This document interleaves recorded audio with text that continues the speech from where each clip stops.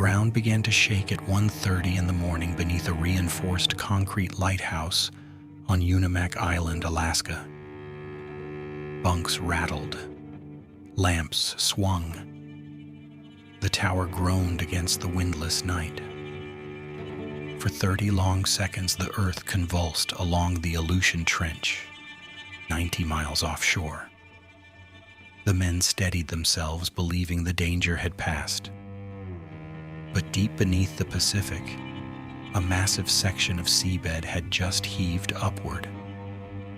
48 minutes later, the sea would wipe the lighthouse from existence and take 5 Coast Guardsmen with it. When the earth shifts without warning and the ocean rises in the dark, what truly stands between us and oblivion?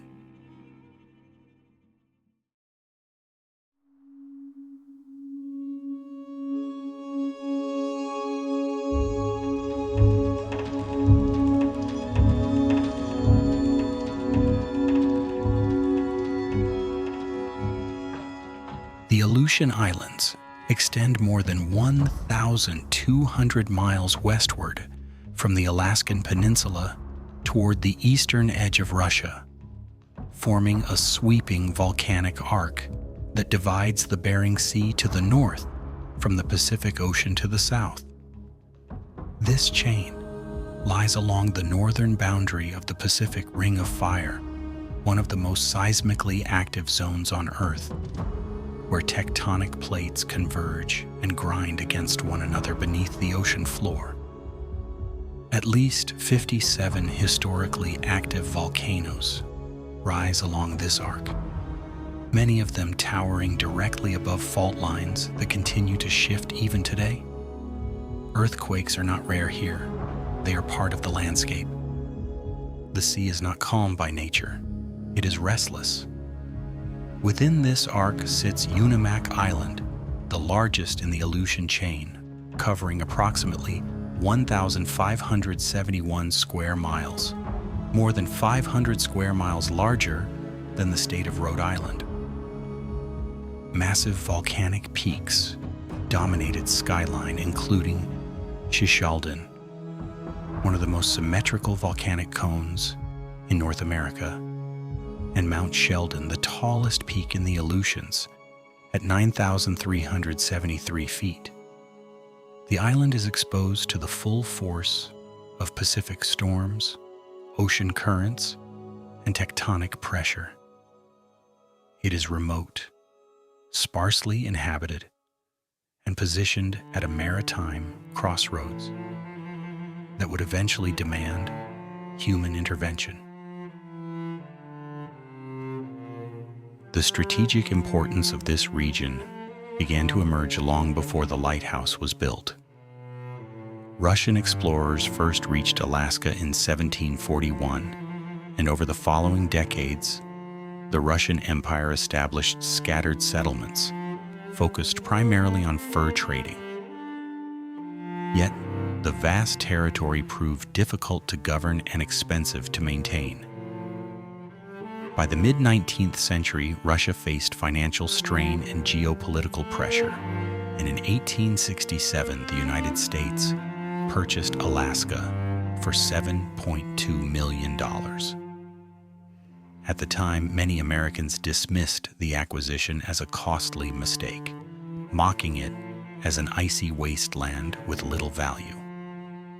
However, as the 19th century progressed, commerce in Alaskan waters increased steadily. Fishing fleets, cargo steamers, and supply vessels began navigating the northern Pacific in greater numbers. One of the most efficient routes between the Pacific Ocean and the Bering Sea was through Unimak Pass, a narrow and frequently dangerous channel cutting between the islands near the southern edge of Unimak Island. The pass was often shrouded in thick fog, reducing visibility to almost nothing. Strong currents converged there, and storms could form with little warning. Mariners attempting to transit the pass without reliable navigational aids faced extreme risk. Groundings and wrecks were not uncommon. As maritime traffic expanded at the turn of the 20th century, the need for dependable guidance through these waters became increasingly urgent. Recognizing the growing importance of Alaska's maritime corridors, Congress authorized the construction of 11 lighthouses in the territory in 1901. These stations were to be operated by the United States Lighthouse Service and strategically positioned to safeguard critical shipping routes. Among the approved sites was Scotch Cap, located at the southwestern tip of Unimak Island, marking the eastern entrance to Unimak Pass. The selection of this location was not arbitrary. It stood directly at the gateway between the Pacific and the Bering Sea, where fog and heavy seas routinely threatened navigation. Building a lighthouse there would signal a commitment, not only to maritime safety, but also to the assertion of American presence in a remote and demanding frontier. Construction in the Aleutians posed significant logistical challenges. There were no roads, no local supply depots, and no infrastructure capable of supporting a major building project.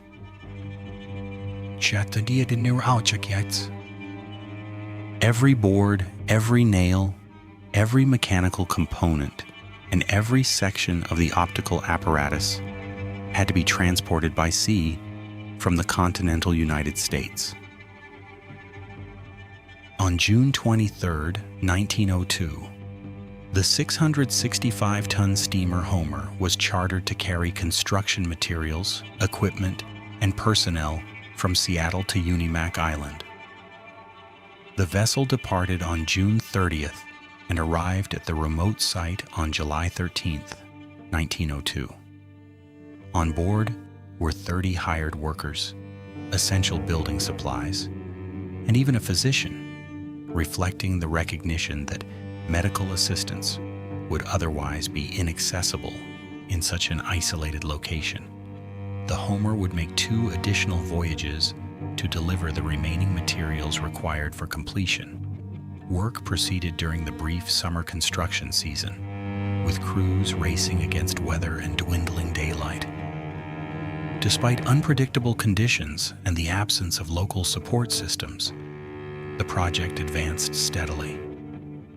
Construction was halted for the winter on November 27, 1902, when severe weather made continued work impractical and unsafe. But by that time, the station was already nearing completion. The Homer returned on May 10, 1903, bringing final supplies and enabling the crew to finish the installation. On June 18, 1903, Scotch Cap Lighthouse was officially placed into operation at a total construction cost of $76,571. The original structure consisted of a simple but functional octagonal wooden building with a 45-foot tower rising from its center. Within the lantern room sat a third-order Fresnel lens, an advanced optical device for its time, engineered to concentrate and project light efficiently over long distances. The fixed white beacon was positioned with a focal plane 90 feet above sea level, providing a visible marker for vessels approaching the hazardous waters of Unimak Pass. In addition to the primary light, a fog signal was installed to assist mariners during periods of low visibility. The fog signal, a 10-inch air whistle, was intended to be operational by July 1903, though technical and logistical delays postponed its full function until September of that year. The station also included several auxiliary structures and 3 modest dwellings to house the keepers assigned to maintain continuous operation. Scotch Cap quickly assumed its role as the first Alaskan lighthouse built off the mainland standing as a solitary outpost at the edge of the continent. From its earliest years, the lighthouse proved its value. While it could not eliminate every maritime disaster in the region, it provided critical guidance through fog and darkness, reducing the frequency of catastrophic navigational errors. Its beam cut across treacherous waters that had previously offered little visual reference to passing ships. The fog signal's deep blast carried across the pass, warning unseen vessels of proximity to land. Yet the geography surrounding Scotch Cap remained fundamentally unchanged. The Aleutian Arc continued to sit atop active fault lines, and the same tectonic forces that had created the islands remained in motion beneath the sea. The lighthouse was constructed with wood, steel, and glass, but it stood upon crust shaped by volcanic eruptions and seismic upheaval over millennia. The men who built it believed they had placed a permanent safeguard at the entrance to Unimak Pass. They had established a visible, measurable defense against fog, darkness, and navigational uncertainty. What they could not alter was the deeper instability of the Earth itself, a reality that would one day reassert its dominance over both stone and steel.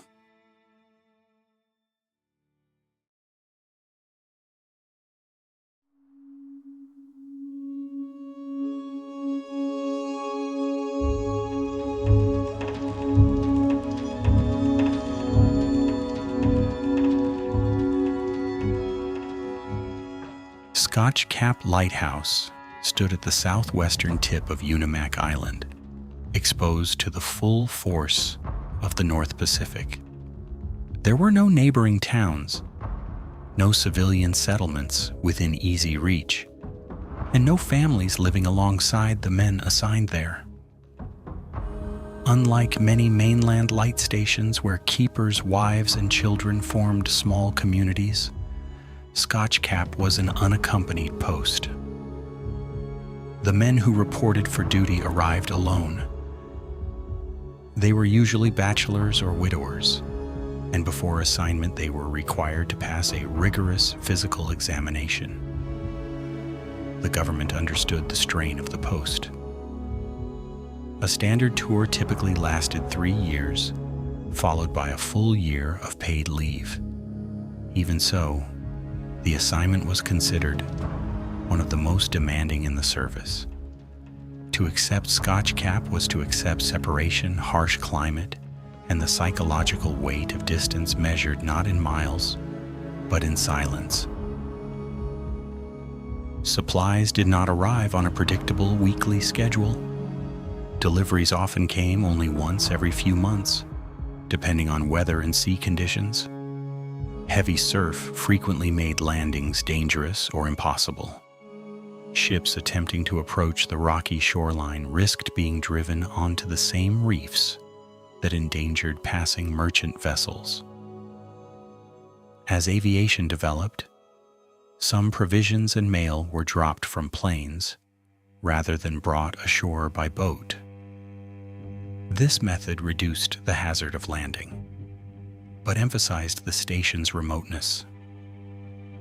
Food stores were kept well stocked in anticipation of missed deliveries. The keepers learned to ration carefully and to maintain equipment meticulously, because replacement parts were not easily obtained. In winter, storms lashed the island with relentless force. Winds could rise to severe velocities, and driving snow or freezing rain battered the wooden structures.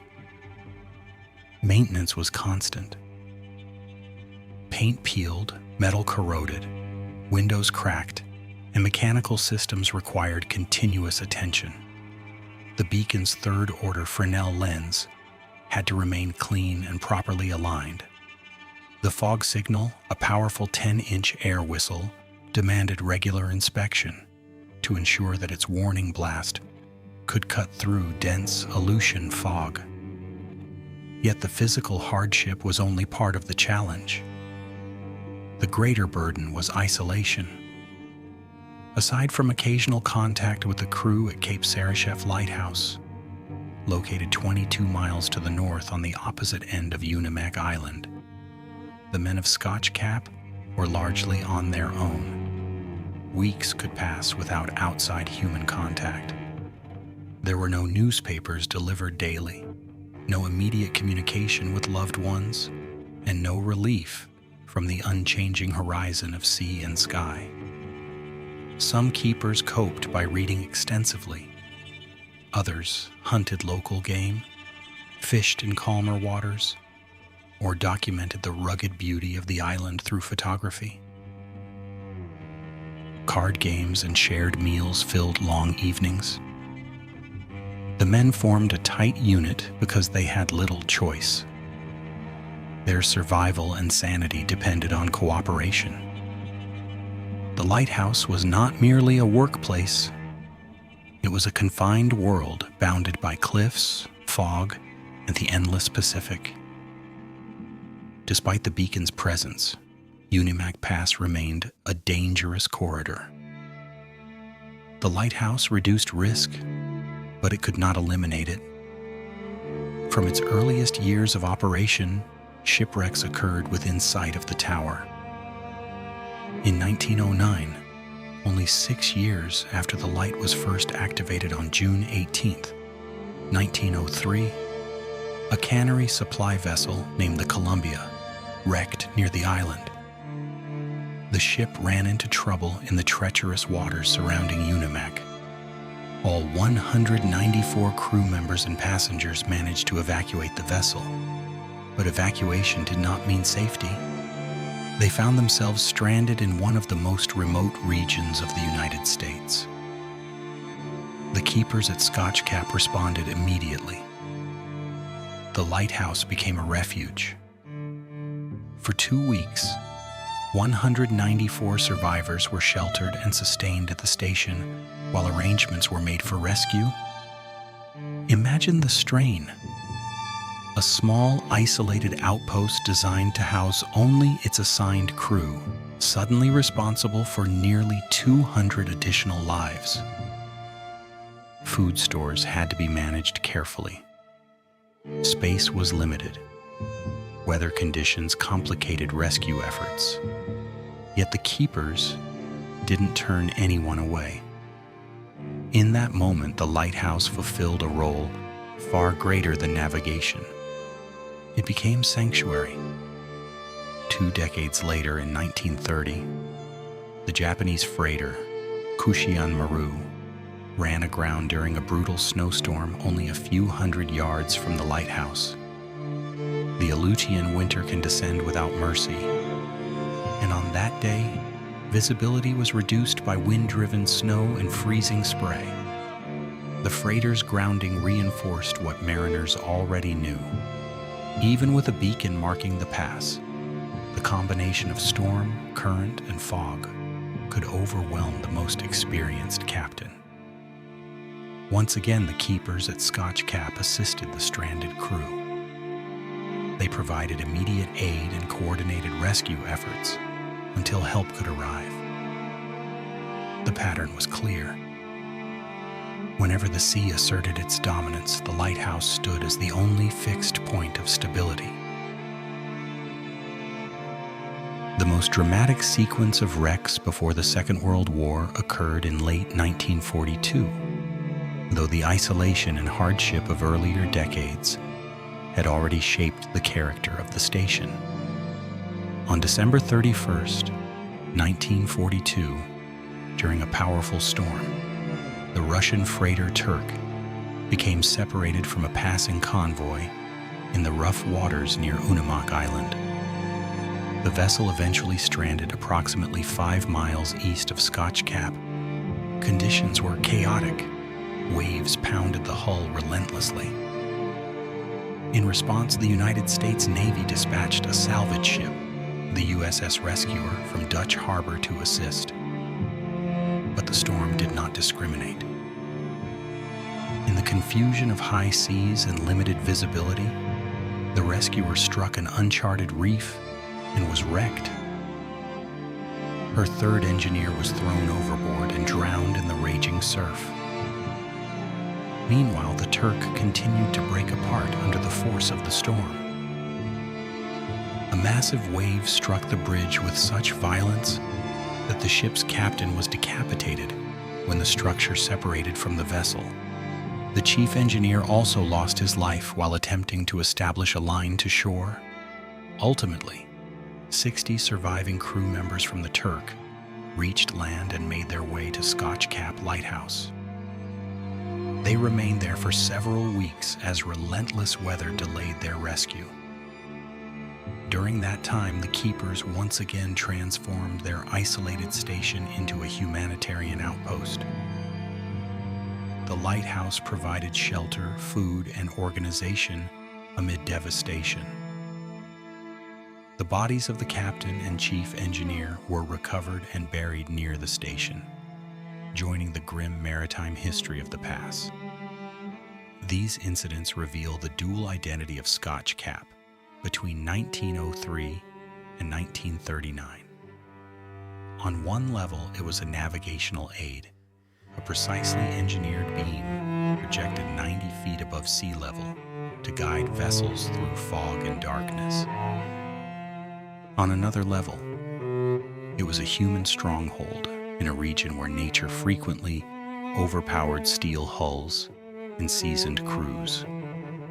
The men stationed there were not only technicians responsible for maintaining a light and fog signal, they were first responders in one of the harshest maritime environments in the world. Each wreck reinforced the same truth: geography does not yield easily. The Aleutian Arc remained a collision zone of weather systems, ocean currents, and tectonic forces. Yet for decades, the steady white light of Scotch Cap signaled persistence. It represented order imposed upon chaos, however temporary that order might be.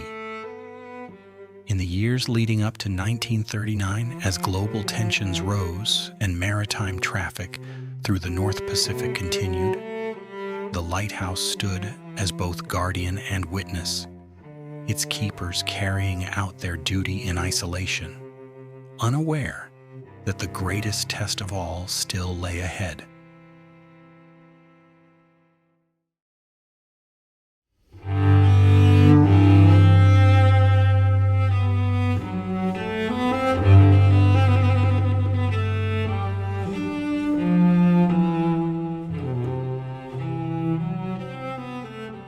Between 1930 and 1931, Scotch Cap entered a new era of modernization. A radio direction finding station was constructed on the bluff above the lighthouse, giving mariners a technological advantage beyond the visible beam. With the installation of RDF equipment, staffing at the station more than doubled, transforming the isolated outpost into a critical communications hub in the North Pacific. In 1939, the United States Lighthouse Service was officially absorbed into the U.S. Coast Guard, placing Scotch Cap under military authority as global tensions intensified. By 1940, it was clear that the aging wooden structure could no longer meet the demands of increasing maritime traffic and wartime strategy. Congress allocated $200,000 for a new lighthouse built of steel-reinforced concrete. The replacement tower stood with a focal height of 110 feet above sea level. Its white light flashed for 3 seconds every 15 seconds and was visible up to 15 miles offshore. Stronger, higher, and engineered to endure, it was designed to stand for a century. But in reality, that could not become a reality. At 1:30 in the morning on April 1st, 1946, the Earth moved beneath Unimak Island with a violence that few of the men stationed there had ever experienced. The source of that force lay roughly 90 miles south of the island, deep along the Aleutian Trench, where the Pacific Plate grinds relentlessly beneath the North American plate. At approximately 13,000 feet below sea level, the seafloor ruptured. Modern estimates place the magnitude of the earthquake between 8.1 and 8.6, making it one of the most powerful seismic events in Alaskan history. On the bluff above Scotch Cap, at the radio direction finding station, Chief Hoban Sanford was awake when the tremor struck. The building creaked and groaned as if strained to its limits. Objects were shaken from shelves. The shaking continued for approximately 30 to 35 seconds, long enough for fear to take hold and for men to wonder whether the structure would hold. The station sat more than 100 feet above the sea, yet even there the quake felt enormous. After the motion subsided, Sanford made an immediate inspection. No structural damage was visible.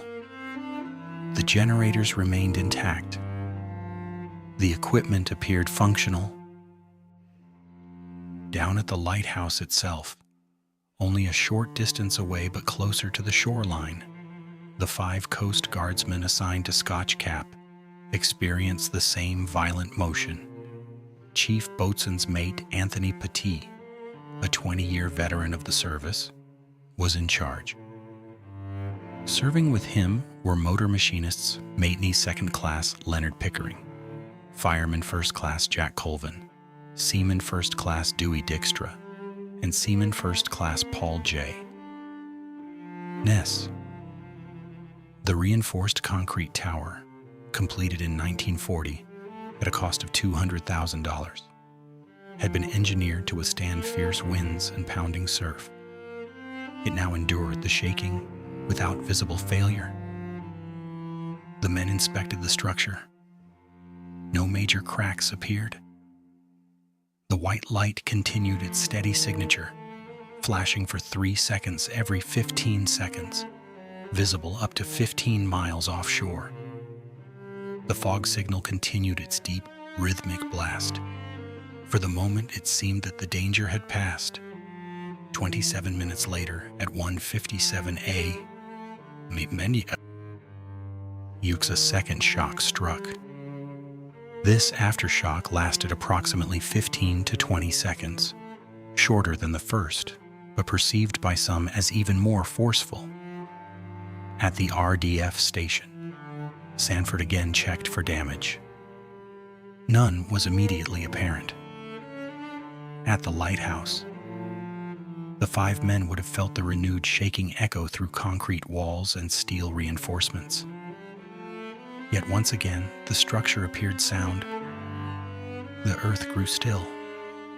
The night remained calm and clear. No eruption was visible from the volcanic peaks inland. The sea did not yet betray the violence unfolding beneath it. Men gathered to discuss the tremors. Some were unsettled.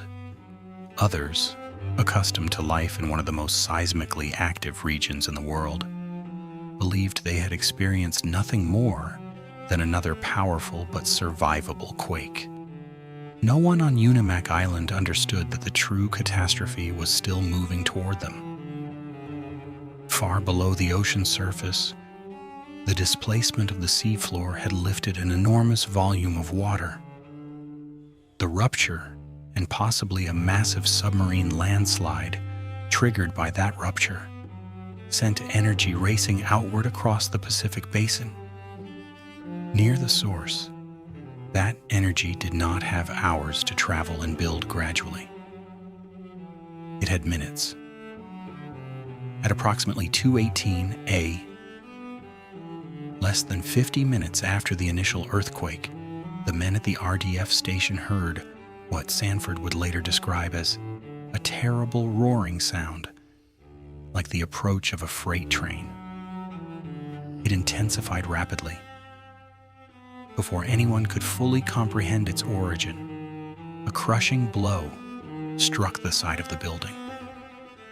Water surged inside, spreading approximately 3 inches across the galley, recreation hall, and passageway. This was a structure situated more than 100 feet above sea level. Water did not belong there. Sanford immediately understood what had occurred. What was then called a tidal wave had struck the island. Today we would call it a tsunami. Sanford ordered his men to move to higher ground and raced to the control room. He transmitted an emergency message to Kodiak and Attu net control stations, reporting that they had been struck by a tidal wave and might have to abandon the station. In the darkness, he stepped outside and made his way to the edge of the bluff overlooking Scotch Cap Lighthouse. What he saw confirmed his worst fear. The light that had moments earlier cut through the night was gone. The steady flash had vanished. The foghorn that had sounded faithfully at regular intervals was silent. In his log, he recorded the stark words, "Lights extinguished and horn silent. I believed Scotch Cap Light Station was lost." Below him, where the reinforced concrete tower had stood 50 feet above sea level at its base, and with a focal plane of 110 feet, there was only darkness. The wave that struck Unimak Island has been estimated at between 130 and 138 feet in height when it reached full force. Some scientists later suggested that a massive underwater landslide may have amplified its local height near the source. Whatever the precise mechanism, the effect was absolute. The sea did not batter the lighthouse repeatedly. It obliterated it. 5 Coast Guardsmen were inside that structure. The force of a wall of water traveling at tremendous speed left no opportunity for escape. There was no time to reach higher ground. There was no warning siren, no evacuation order, no second chance. Within seconds, the lighthouse that had been designed to endure for a century was erased.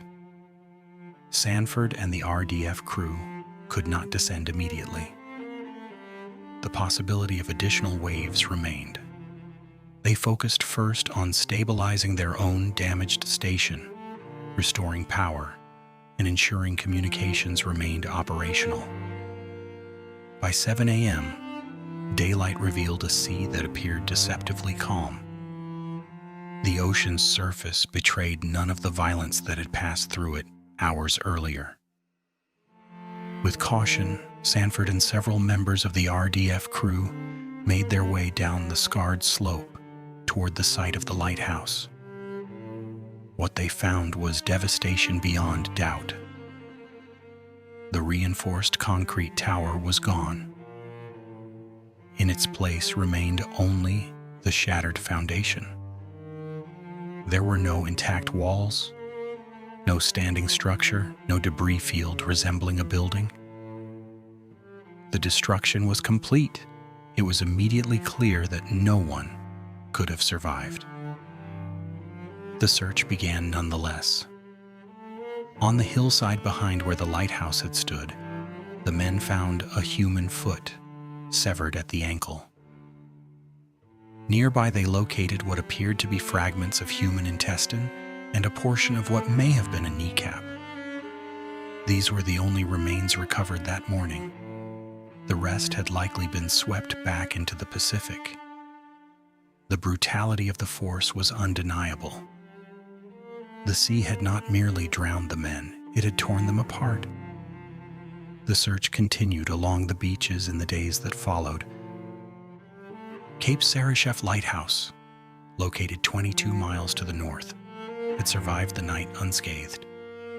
Daily search parties scoured the shoreline, hoping to recover the bodies of the 5 lost men: Anthony Petit, Leonard Pickering, Jack Colvin, Dewey Dykstra, and Paul J. Ness. 3 weeks later, as efforts were underway to install a temporary automated beacon at the site, a severely disfigured body washed ashore. Despite the condition of the remains, identification was made based on distinctive features, high cheekbones, and a small goatee. The body was determined to be that of Seaman First Class Paul J. Ness. Around the same time, a right thigh and a right foot from another victim were recovered. The remains were gathered into old mail sacks and placed in a crude coffin. Ness received his own separate coffin. They were buried near the site, close to the graves of 2 Russian sailors who had died in an earlier wreck. The men who performed the burial understood that they were marking the site of the worst disaster ever to strike a land-based Coast Guard light station. In total, 5 Coast Guardsmen perished that morning. Their deaths were instantaneous and unavoidable. They had survived World War II. They had endured the isolation of one of the most remote assignments in the service. They had maintained a beacon designed to guide others safely through dangerous waters. Yet in less than 1 hour, the sequence of earthquake, seafloor displacement, and tsunami ended their lives without warning. A lighthouse, built to stand for 100 years, had survived less than a decade. A concrete tower engineered to resist wind and surf had been reduced to a foundation in seconds. And 5 names were added to the long and unforgiving history of the sea.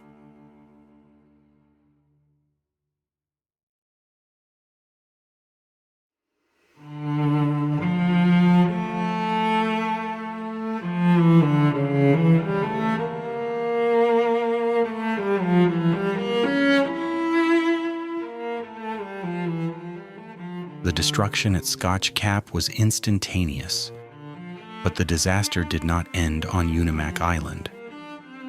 The same seismic force that lifted a wall of water into the Aleutian night also launched energy across the entire Pacific basin, racing through the ocean at an estimated 300 to 500 miles per hour.